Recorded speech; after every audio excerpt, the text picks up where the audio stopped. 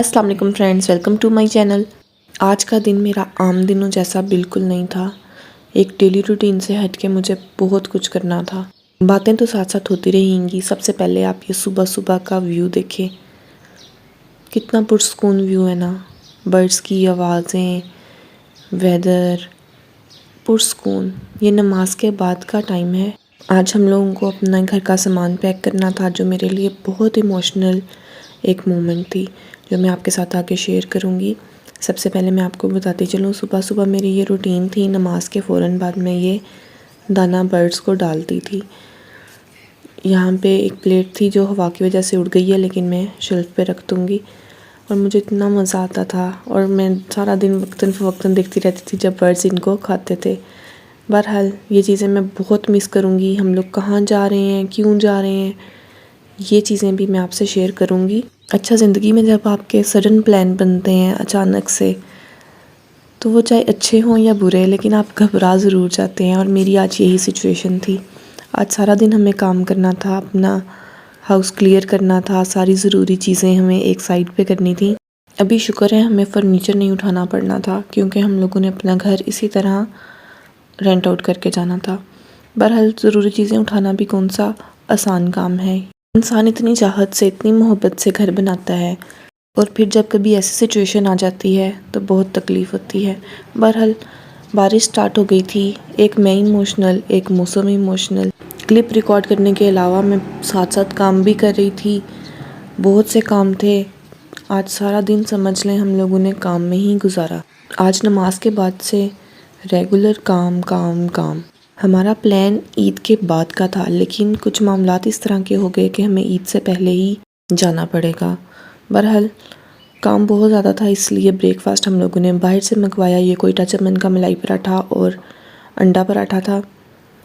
ये हम लोगों ने ब्रेकफास्ट में खाया, और अभी तक मैं आधा घर समेट चुकी थी। आप चाहो या ना चाहो, आपको हिम्मत करनी पड़ती है।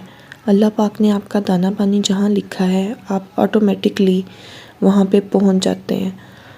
अल्लाह ताला ने मेरे लिए यही बेहतर लिखा था, और वो जो करता है बेहतरीन करता है। इस यकीन के साथ मैं दोबारा से काम की तरफ लग गई, और ये सारी पैकिंग हम लोगों ने सुबह से लेके दोपहर तक कर ली थी। छोटी छोटी चीज़ें उठाना, समेटना, कपड़े, बिस्तर, पता नहीं क्या क्या कुछ।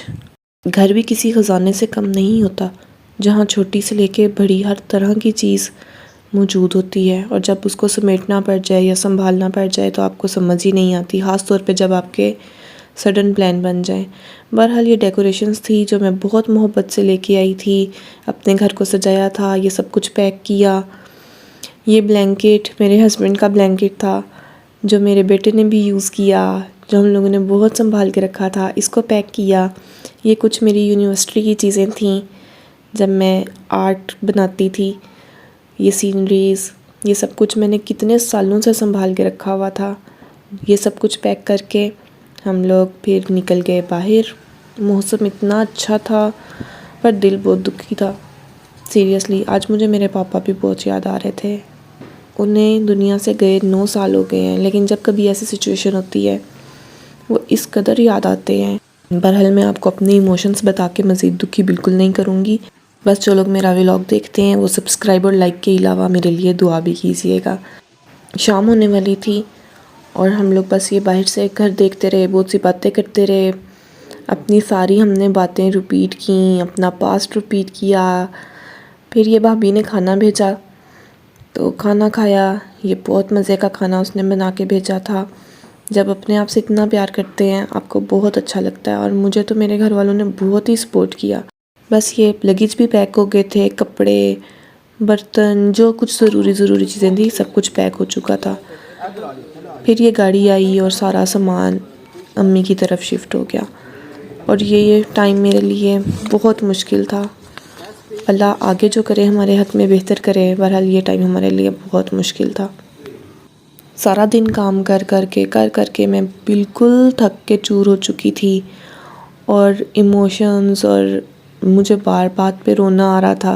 मुझे इस चीज़ पे भी पूरा यकीन था कि जो होगा अच्छा होगा, या अचानक से अगर कुछ हो रहा है तो अच्छा ही हो रहा होगा। अल्लाह ताला जब आपको किसी सिचुएशन में डालते हैं तो उसका सलूशन भी अल्लाह ताला निकाल ही लेते हैं।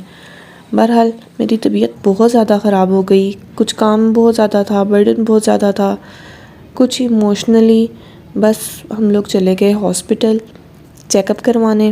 मेरा दिल बहुत ज़्यादा घबरा रहा था और अजीब सी सिकनेस सी फील हो रही थी। समझ नहीं आ रहा था कि प्रॉब्लम क्या है। सामान भी चला गया था। सामान जाने के आधे घंटे बाद हम लोग हॉस्पिटल आ गए इमरजेंसी में चेक करवाने, क्योंकि मेरी तबीयत ठीक नहीं हो रही थी।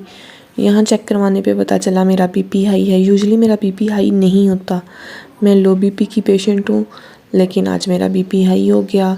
मैं तो परेशान थी साथ हस्बैंड बेटा वो भी परेशान हो गए। एक तो सिचुएशन इस तरह की थी, काम काज इस तरह के थे, दूसरा मेरी तबीयत की वजह से सभी परेशान थे।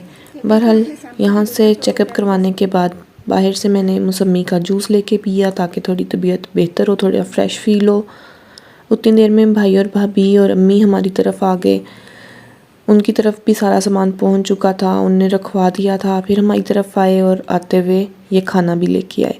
ये बैतुल अरब मंदी है जो कि बहुत मज़े की थी। मैंने तो नहीं खाई बीपी की वजह से, लेकिन बाकी सब ने खूब एंजॉय किया और सिचुएशन को चेंज करने की कोशिश की ताकि हम अच्छे मूड के साथ मूव करें। अच्छा, हम लोग कभी 10 से 15 दिन के लिए भी अपने इलाके से, अपने एरिया से या अपने घर से दूर नहीं गए। नॉर्थ पाकिस्तान गए, पाकिस्तान से बाहर गए 10 दिन ज़्यादा से ज़्यादा, इससे ज़्यादा कभी हम लोग नहीं गए स्टे के लिए ना। तो ये मेरे लिए बड़ी अजीब सी सिचुएशन थी कि हम कहाँ जा रहे हैं और कितनी देर हमें वहाँ पे लग जाएगी या परमानेंटली हमें वहीं पे रहना पड़ेगा। बहरहाल बहुत से सवालात थे।